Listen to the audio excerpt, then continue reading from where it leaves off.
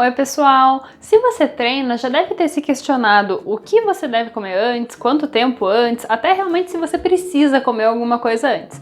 Acho que esse é o assunto que mais me questionam, então eu decidi trazer pra cá, fazer um vídeo pra vocês, porque é um dos meus assuntos preferidos, pra poder ajudar um pouquinho, melhorar o rendimento e o desempenho de vocês.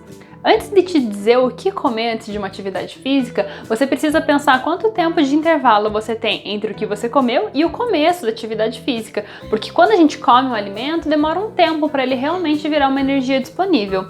Pensa comigo, a gente come um alimento, a gente faz todo o processo de mastigação, passa pelo esôfago, estômago, lá no estômago ele quebra em pequenas moléculas, daí que ele passa para o intestino que vai ser absorvido e aí que realmente a energia vai ficar disponível para a gente. Dá para entender então por que um suco é mais rápido e mais fácil de ser absorvido do que uma banana com aveia, por exemplo. Isso também vai mudar de acordo com o volume da refeição que você faz e com o que você come, porque a digestão de carboidratos, proteínas e gorduras ela é diferente, então isso vai influenciar também.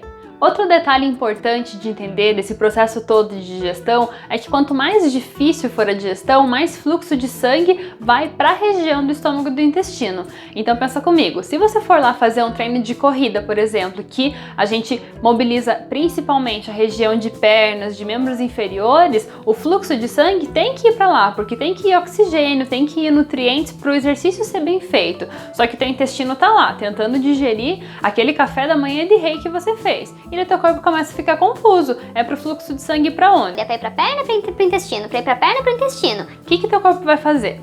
E por questão de prioridade e segurança, o teu corpo ele tem duas saídas. Ele pode priorizar que o fluxo de sangue continue nas pernas para você fazer um treino bem feito, só que ele precisa tirar o que está ali no intestino. Para tirar, ele pode fazer você ter uma urgência para você ir no banheiro, ou pode fazer também você ficar com um quadro de náusea, de enjoo e até vômito, porque ele está tentando tirar aquele alimento dali. Essa é uma das saídas. A outra saída é ele priorizar a digestão. Se ele prioriza a digestão, o fluxo de sangue vai para aquela digestão, para aquilo poder ser absorvido e bem digerido, só que o fluxo de sangue sai das pernas e você fica com aquela sensação de cansaço, de queda de rendimento. É como se a energia não chegasse aonde é necessário. Sempre pense que quanto mais intenso for uma atividade física, mais fluxo de sangue e de nutrientes vai ser demandado para aquela fibra muscular. Então é bem comum, você talvez já tenha ouvido falar, ou até mesmo você já viveu, de você fazer um treino tão intenso a ponto de você ter um quadro de enjoo, de náusea, porque o teu corpo não está conseguindo digerir o que está no estômago. Algumas pessoas têm mais dificuldade de fazer a digestão logo nas primeiras horas do dia. Isso pode ser por questões pessoais ou por questões genéticas, às vezes até por conta de um desequilíbrio da flora intestinal, mas a gente pode citar nessas situações uma digestão um pouco mais lenta ou até mesmo um esvaziamento gástrico mais lento, que é o tempo que o alimento sai do estômago e vai para o intestino. Algumas pessoas demoram mais nesse processo e elas têm dificuldade de digerir.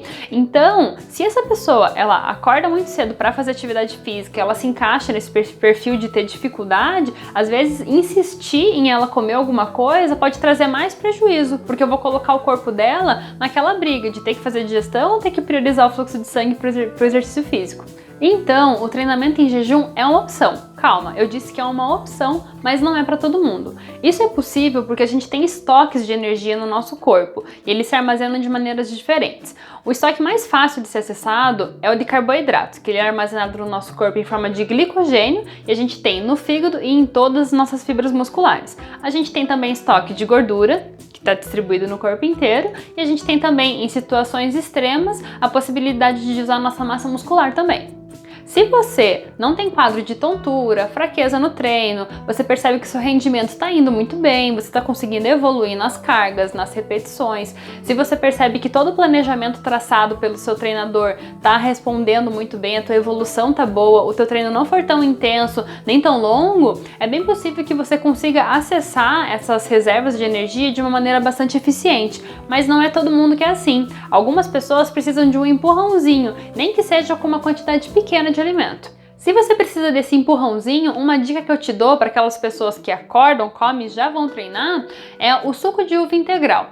Além dele ser um alimento líquido que tem uma digestão muito mais facilitada e muito mais rápido, ele é rico em carboidratos e antioxidantes. E esses antioxidantes eles podem ser bastante interessantes no momento da recuperação muscular. 100 a 150 ml já podem ser suficientes para você perceber uma boa disposição durante todo o teu treino. Os alimentos mais aceitos como pré-treino são as fontes de carboidratos, mas eles não precisam ser consumidos de maneira isolada. Você pode combinar eles com proteínas e gorduras, por exemplo, que vai influenciar também no tempo de digestão, mas é bastante importante que você avalie se você tem tolerância para fazer essas misturas, porque algumas pessoas são mais sensíveis para a digestão de proteínas, para a digestão de gorduras, e você pode ter um efeito rebote ali, um efeito reverso e não ter uma boa evolução. Se você tem um tempo de 1h30, 2 horas até a prática da atividade física, você pode focar em fazer uma refeição um pouco mais volumosa. Se você tiver uma boa tolerância, pode até ser um almoço, mas se o volume for muito grande, você pode fazer um lanche com alguns alimentos combinados, até de digestão mais lenta, porque você vai ter esse tempo de digestão. Então a gente pode citar aí a pasta de amendoim com aveia e banana, você pode usar uma banana com açaí e granola, são alimentos um pouco mais ricos em fibras, combinados com gorduras, mas que com tempo de digestão podem ser bons aliados. Outra opção seria também a batata doce, poderia também ser a batata inglesa. Quando você combina ela com uma fonte de proteína, você segura o tempo de digestão, então pode ser uma digestão um pouco mais lenta. A gente pode pensar em também sanduíches, né? Pensar em sanduíche com pão integral, com uma pastinha de atum com ricota ou com cottage, ou até mesmo variar esse recheio usando abacate com mel, que fica bem gostoso. Quando a gente faz essas combinações de alimentos, pensem que o mais importante é que tenha pelo menos um tipo de carboidrato, podem ser mais, mas esse carboidrato pode ser rico em fibra porque a gente tem mais tempo de digestão, e você tem que avaliar também a tua tolerância durante a atividade física. Caso você tenha aquela sensação de peso no estômago, de sensação de queimação, de refluxo, que o alimento fica voltando enquanto você está fazendo atividade física, isso é um sinal de que, não que o alimento não deva ser consumido, mas que você precisa de mais tempo de intervalo para consumir ele antes de uma atividade física.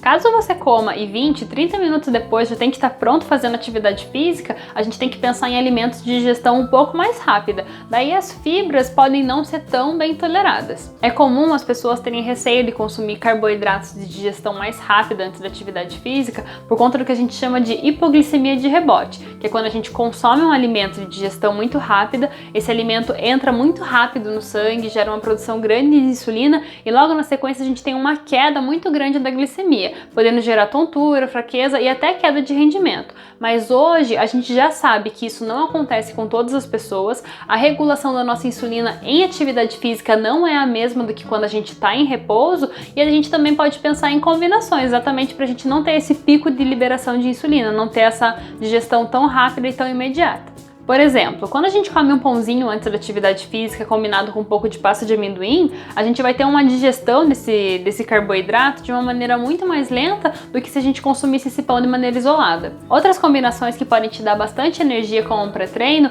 é a combinação de tapioca, banana e mel, por exemplo. A gente pode pensar também naquele pãozinho com doce de fruta, uma geleia de fruta. E sabe aquele bolinho caseiro que você adora? Nesse momento ele pode se encaixar também.